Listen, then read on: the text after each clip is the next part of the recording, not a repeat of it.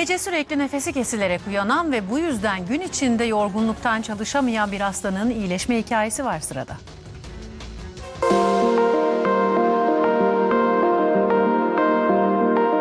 Bazen böyle kabus görür gibi çığlık atarak kalkıyordum. O tarz sıkıntılarım oluyordu uykuda. Horlama ile birlikte ikisi birlikte oluyordu. Eczacı Mehmet Murat Yılmaz 38 yaşında.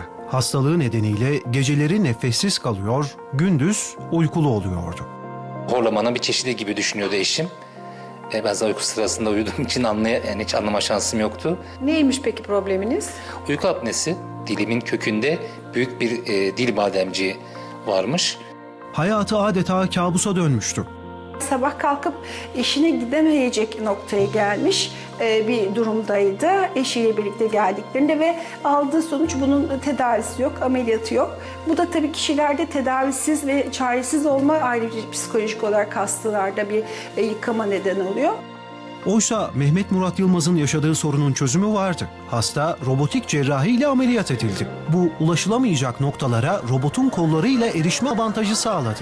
Bir büyük dil kökü bademcinin olduğunu görüp robotik cerrahiyle bunu hallettik. Robotik cerrahiyle dışarıdan bir kesi olmadan sadece ağız içinden yaklaşarak en büyük dil kökü bademciğini bile rahatlıkla çıkarabiliyorum. Bunun sonucunda da çok başarılı sonuçlar alıyoruz. Ameliyattan sonra Mehmet Murat Yılmaz rahat bir nefes aldı. Vallahi tam olarak tabir etmek gerekirse yeniden hayata başladım. Öyle hissediyorum. Hayatım yeniden başlamış gibi. Bebek gibi hissediyorum kendimi, öyle diyeyim size. Sabahleyin alarmsız 8-9'da dinç bir şekilde kalkıyorum. Hayatıma devam ediyorum. Hiçbir baş ağrısı olmadan, çarpıntı olmadan, o yorgunluk hissi olmadan. Gerçekten çok değerliymiş nefes alabilmek uyku sırasında.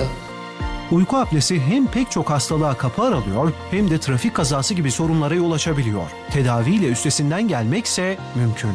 Bazı hastalarım geliyorlar işte hocam artık eşimle boşanma noktasına geldik gibi şeyler söylüyor. O yüzden uyku apnesi ve horlamayı lütfen ciddiye alalım. Çünkü tedavisi olan bir hastalık.